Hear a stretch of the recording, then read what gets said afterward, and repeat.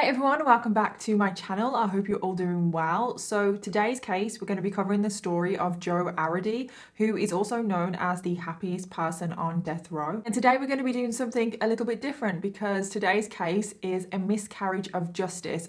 Think along the lines of Making a Murderer. It's not the exact same as Making a Murderer, but it's similar. It has similar aspects to that. And Joe was known as the happiest person on death row because he always had a smile on his face, even though he was on death row. But the real tragedy of this story is just how innocent Joe was, and he wasn't even able to comprehend exactly what was happening to him. And this story is just so incredibly sad. You're definitely going to need some tissues, and I'm not being dramatic there. I cried the first time I heard this story, and it's such a horrible story to tell, but I do believe that the story of Joe Arridy needs to be heard. But before we do jump into today's case, we do have a sponsor, so let's just jump into that. I just want to give a huge thank you to the sponsor of today's video, and that is Karma. Now, I've talked about Karma quite a few times, but if you haven't heard me talk about Karma, well, Karma is an app or a Chrome extension that helps you when you're shopping online. And Karma also makes sure that you never miss a discount code when you are shopping online. I will leave a link in the description box down below so you can download Karma for free. And recently I used Karma to help me get a discount code on the new Lunar Beauty Life's a Drag facelift palette. Now, I love Lunar Beauty. I pretty much buy every single thing that they launch, but I've been trying to not buy as much makeup lately because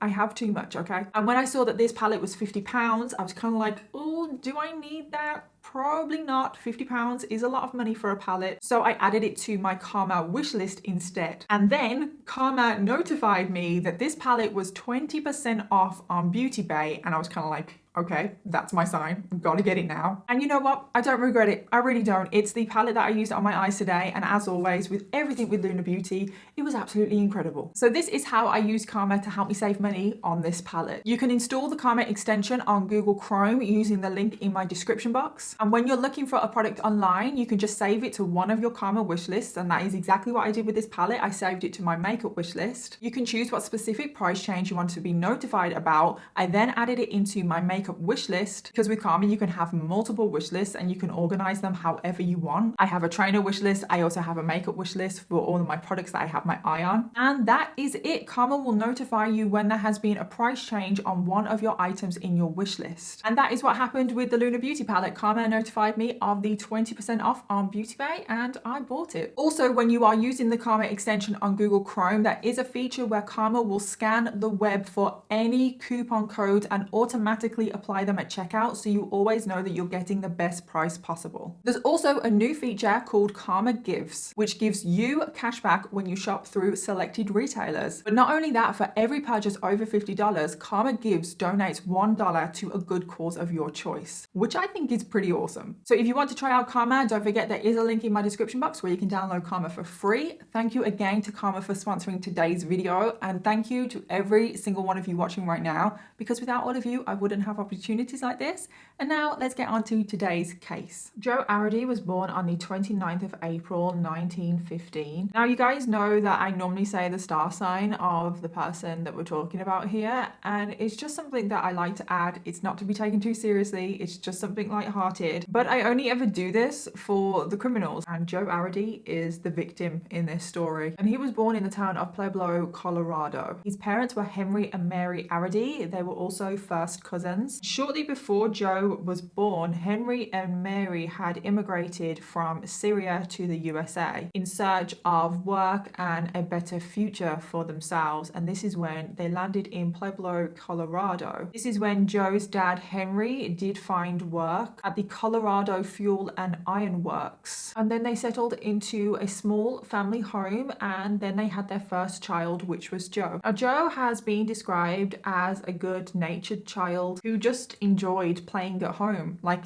any other child would. And for the first few years of Joe's life, he seemed like any other child. However, when Joe did get a little bit older and he did start school, it became clear that Joe was having developmental difficulties. And at the age of 5, which is the age Joe was when he started school, he was still unable to speak. So Joe went through his first year at school not being able to speak at all. And of course, this was a struggle for Joe. He struggled to interact and engage with the teachers, his other classmates. And by the end of the first year, the principal called in Joe's parents and basically said that Joe was unable to be taught anything and that they shouldn't even bother sending him back for his second year. The head teacher said that he was incapable of learning anything and there was absolutely nothing that they could do for him, which is just so incredibly sad. And because the family weren't very financially well off, they had no money to get Joe homeschooled, they didn't have any money to send him to a private school, so Joe just spent the next 3 years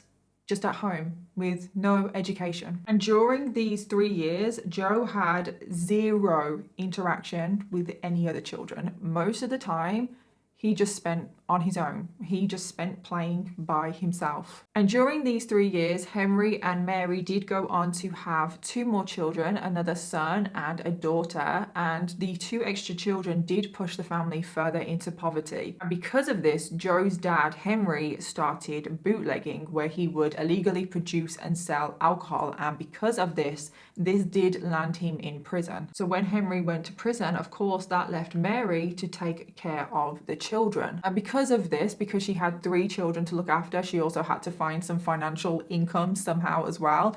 Joe got even less attention than he already was. Like, he was already getting basically 0 attention. And he ended up being quite neglected. And of course, this further impeded his development. Joe would just spend most of his time on his own. So once Joe's dad, Henry, was out of prison, he realized just how much Joe had been struggling. And he really wanted to do something about it. He wanted to get the son the help that he needed. So he went around to the neighbors first, and he went around to the neighbors and he was like, I don't know what to do about my son, he needs help, like, I don't know what to do. And the neighbors basically said that he needed to go and speak to the courts to see if the courts could get him a place at a school that would actually support Joe and give him the care that he needed. And that is exactly what Henry did. He went to the district court and he asked them if they could get him a place at a school that would meet his needs. This is 1925, by the way, when this is all happening, and Joe is 10 years old at this point. And the court decide to grant Henry his wish, and they do give Joe a place at the Colorado State Home and Training for Mental Defectives. That's obviously what it was called back then. It's not called that now, but that is what it was called back then. And this home was 300 miles away from where the family lived, which is a hell of a long way. So obviously sending Joe here was basically sending Joe there on his own, like the family wouldn't be able to visit him. When he got there, it was determined that Joe had an IQ of 46, which corresponded with a 6-year-old. And obviously Joe is 10 years old now, and even 46 was on the lower end of the scale. And Joe could barely talk at this point. He also couldn't read, he couldn't write, he couldn't add up just simple numbers, he couldn't even tell colours apart. At the home as well, they did describe Joe as very passive and that he was a follower. And definitely remember this, because that is a key element of this story. Joe was then officially diagnosed with the term imbecile, which I know is a derogatory term. I'm not saying that. This is the 1920s and that term was still in use. So that is what Joe at the time was diagnosed as. So a few months go by, Joe is in this home, and Henry starts to feel really guilty because he feels like he's just sent his child away. He feels like he has abandoned Joe and he's not helping him. I mean, obviously he sent him to this home that is 300 miles away. He doesn't have a clue what is going on with his son. And this feeling plagued Henry for 9 months before he did make the decision to pull Joe out of this home and bring him home. So at the age of 11, Joe went back to the family home, but no provisions were made for Joe. So he just went back to the way things were. Joe continued to go uneducated. He continued to go on basically looking after himself. He was just on his own most of the time. Most of the time he did just play games, and these were games that probably a child a little bit younger than Joe would play. Probably a child around the age of 5 or 6, which is obviously where his IQ is, where a child would just take any object. It didn't need to be a toy, but they would just take any object, use their imagination, turn it into a toy and turn it into a game. And that is basically what Joe did. And this is how, from the ages of 11 through his teenage years, Joe spent his life. And when he wasn't playing his games, Joe would just aimlessly walk around the town on his own. However, one day in September in 1929, something absolutely horrific happened to Joe. And I'm going to give you a warning here. We are going to be talking about sexual assault. So if you don't want to hear this, just skip forward like a few minutes. So Joe is currently aged 14 at this time, and Joe is just out in the streets wandering around on his own like he did most days, and a group of older teenagers surround him. They start to taunt him, they intimidate him,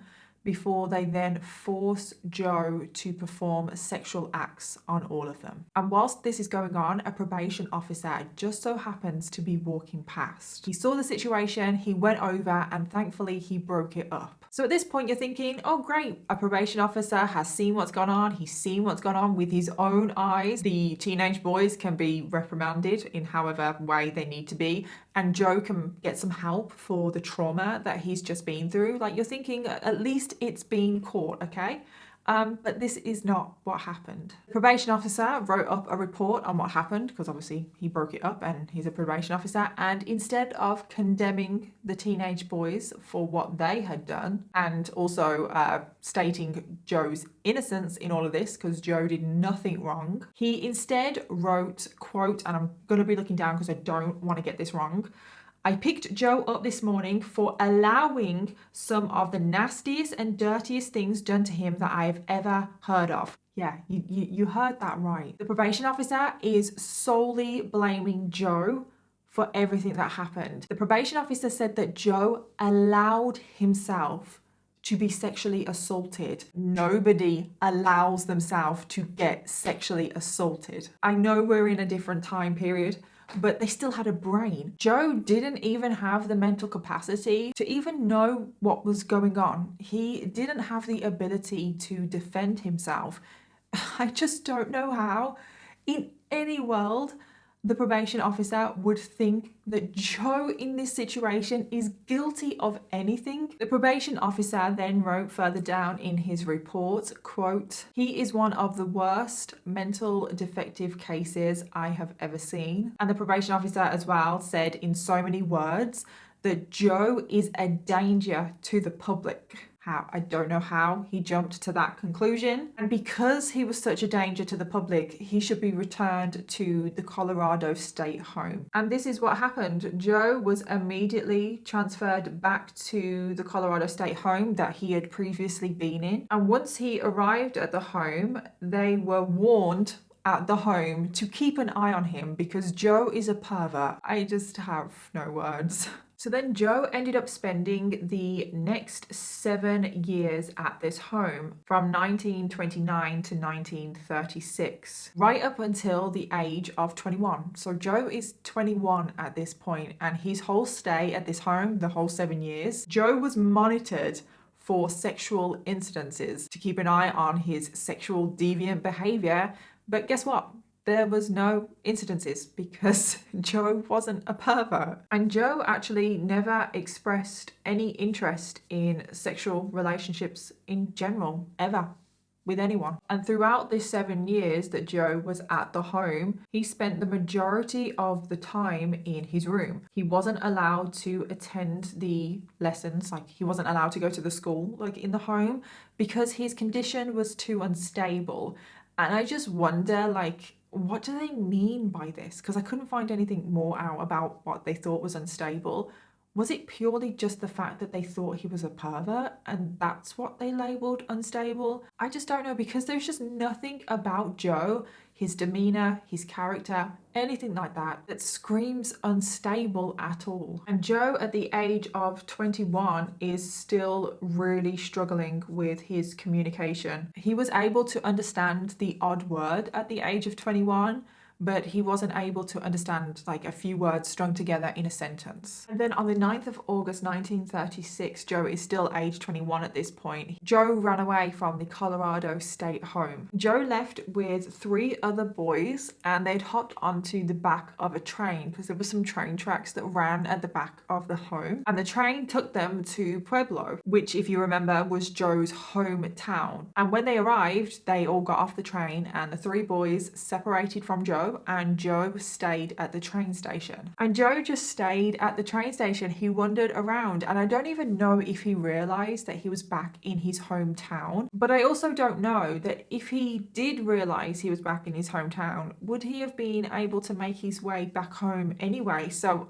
I don't know, but Joe didn't leave the train station, and he stayed there until the three boys returned, and all four of them hopped back onto a train and made their way back to the Colorado state home. Now, at some point on this return journey, Joe did get separated from the other three boys, and Joe also jumped off the train. It's not known why he jumped off the train. It's also not known where he jumped off the train, but Joe's whereabouts went completely unknown for over a week. It's thought that he just passed his time wandering through the local towns in the area that he jumped off the train. But to be honest, no one really knows what Joe was up to in this time when he was just missing, essentially. And even when Joe has been questioned about this after, Joe, because of his communication skills, couldn't really explain well enough why he did this or where he was or anything. So Joe's whereabouts were not known until the 20th of August 1936, and this is 11 days after he jumped off the train.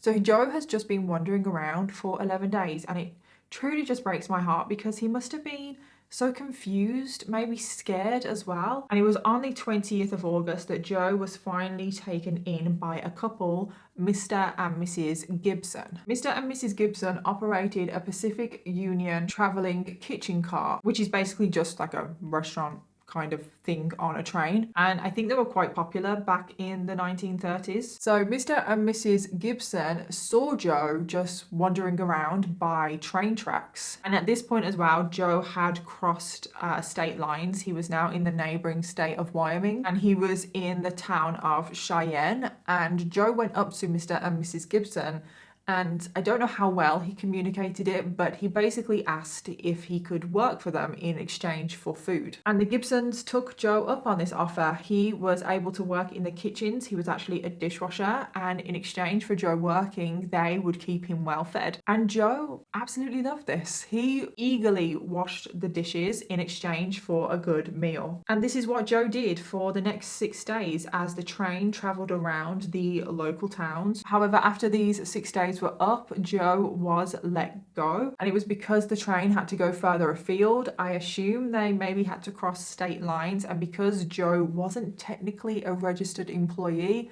they wouldn't be able to take him with them. So Joe was let go, and he was dropped back in the small town of Cheyenne, which is where they first came across Joe. They probably just assumed that that is where he was from, and Joe went back to what he was doing before. He was just wandering around on his own. However, it was just a few hours later on that same day that police officers saw Joe just wandering around the train tracks. The police went over to him and arrested him for vagrancy. So Joe was taken down to the station in Laramie County, Wyoming, and when he arrives, he is questioned by the sheriff there. And this is a man named George Carroll.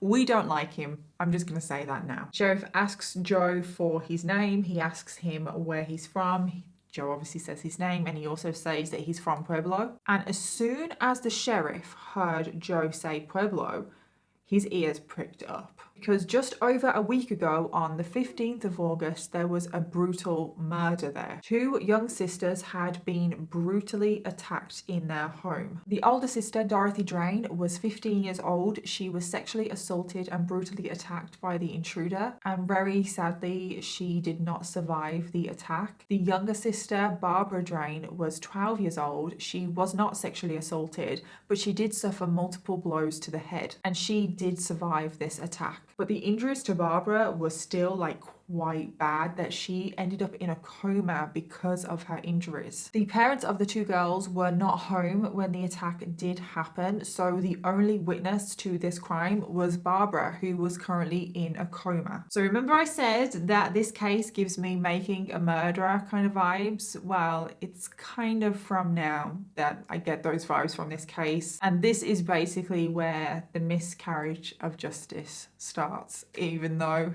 Joe has already suffered many miscarriages of justice already in his life. So like I said, the sheriff's ears pricked up when Joe said Pueblo. And the murder of Dorothy was quite a high profile case and it was still unsolved. And the sheriff basically saw an opportunity for himself to solve the crime and make a name of himself, boost his ego a little bit. So the sheriff asked Joe where he was when the murder took place, and the murder took place during that time where Joe's whereabouts are not known. So Joe didn't have an alibi for the murder, and because of Joe's communication skills, he wasn't able to communicate with the sheriff exactly where he was on the day of the murder. So the sheriff began to question Joe quite aggressively, let's just say, and I think we all know how this went down. Joe didn't really understand the questions that he was being asked. Questions were very leading, and Joe is a people pleaser. He just wants to make people happy, and he was giving the sheriff the answers that the sheriff wanted. There was no lawyer present. Joe was never read his rights, and because of the leading questions and because Joe wanted to give the sheriff the answers that he wanted, it wasn't long until the sheriff essentially forced a confession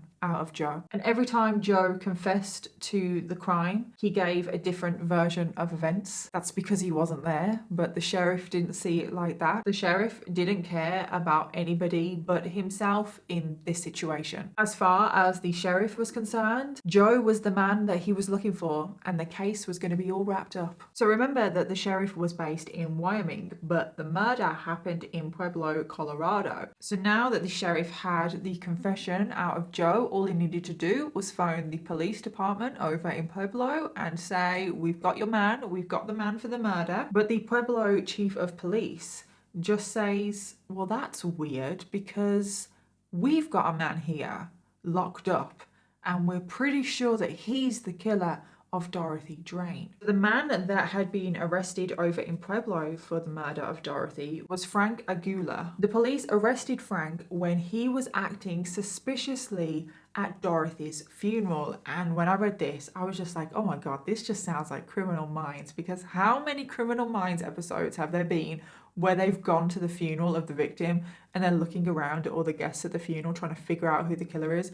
That's basically what happened here. And after they had arrested Frank at the funeral, they searched his home, they found the murder weapon, and they also found out that Frank used to work for Dorothy's father and had recently been fired.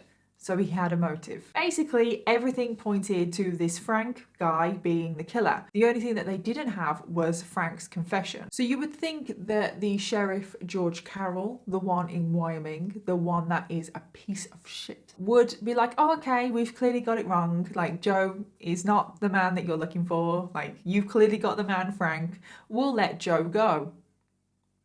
No, the sheriff is determined to prosecute Joe for the murder of Dorothy Drain. Even though Joe is giving different versions of events for the murder, he doesn't know what happened. And Joe also struggles with communication, and it was pretty obvious that he did as well.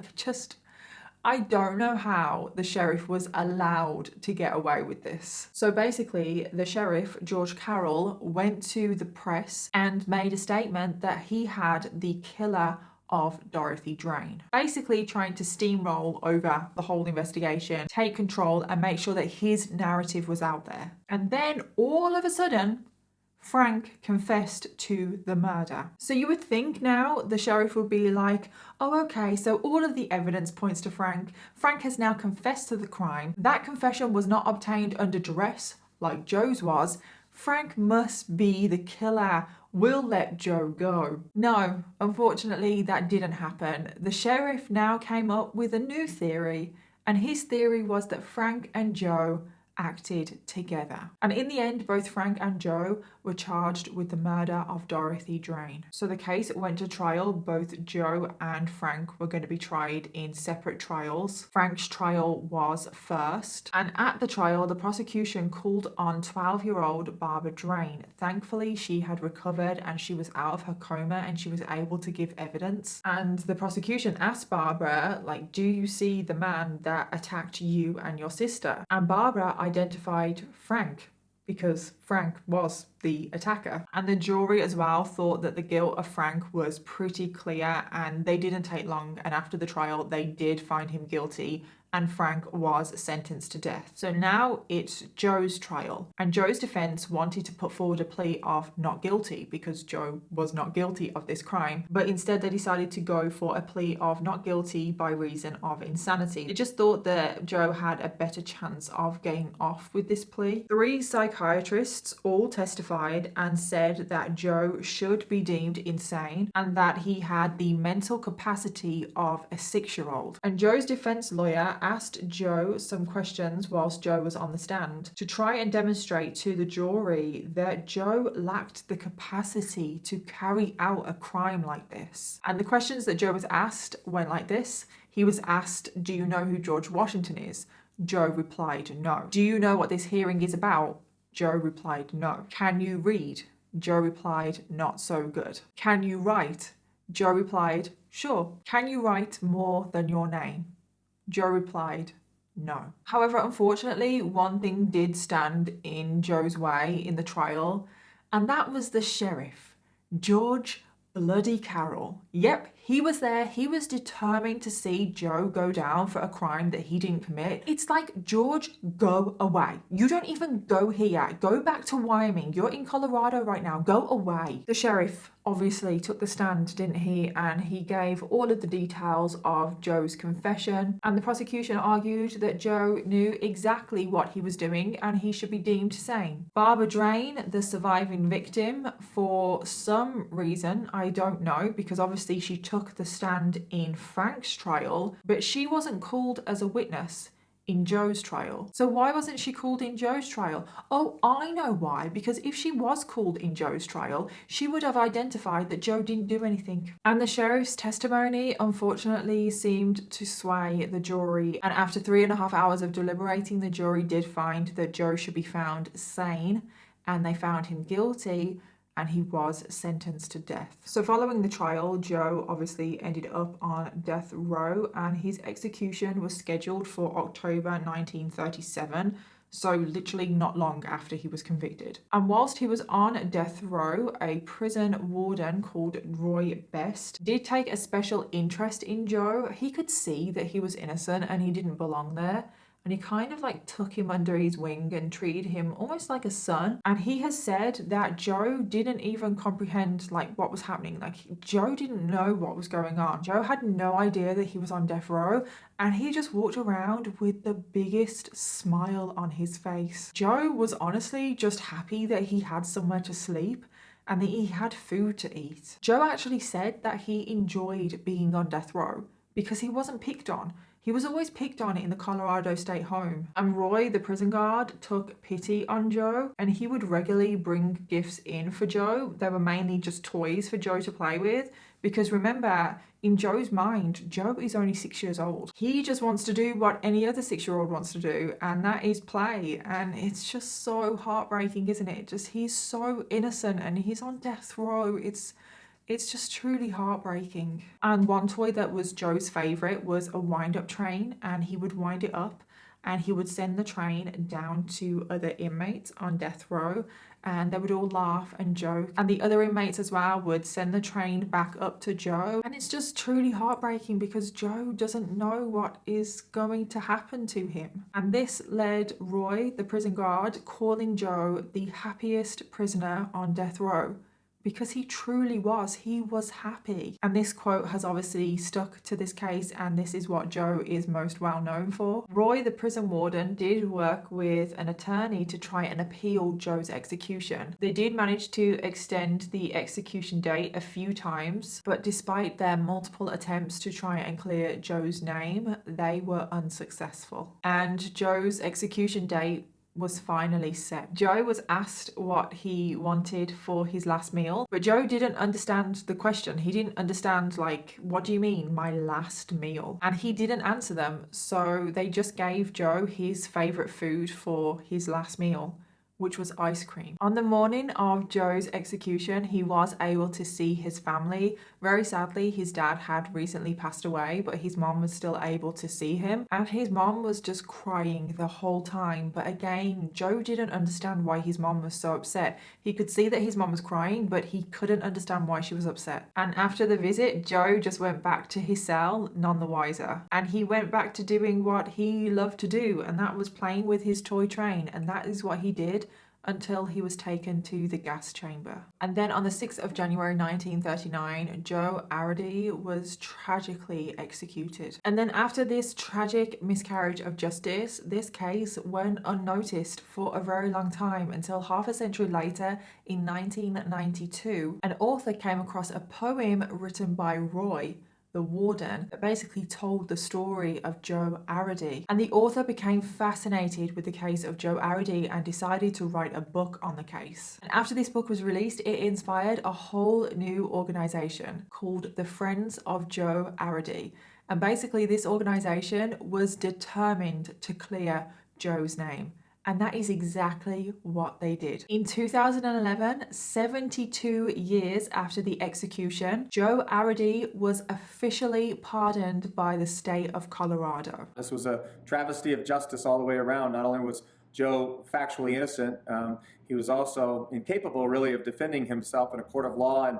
And hopefully we've done better over the years in both those places. But in looking at this, it was really apparent that what had happened to Joe was an awful, awful tragedy of justice. It was announced that Joe was wrongfully convicted and that the death of a man with the mind and the spirit of a child would forever be a tragic event in the state's history. A new headstone for Joe was commissioned, and on that headstone it says, "Here lies an innocent man," and displayed is a photo of Joe doing what he absolutely loved, and that was playing with his toy train, and he has the biggest smile on his face. And that is the incredibly sad story of Joe Arridy. It has to be one of the saddest stories I think I've ever heard. It's such a tragedy, and I think this case really does show just how wrong the criminal justice system can get it sometimes. And even though this case happened in the 1930s, it still happens today. Innocent people are still convicted of crimes that they didn't commit. They are still convicted and sentenced to death. And unfortunately, it seems like ego plays too much of a part in the criminal justice system. As always, please let me know your thoughts, theories, and opinions. And don't forget to leave me your case suggestions, because I always want to know what you want to hear next. Thank you again to Karma for sponsoring today's video. If you guys want to go check them out, I'll leave a link in the description box down below. And I'll see you in my next video. Bye.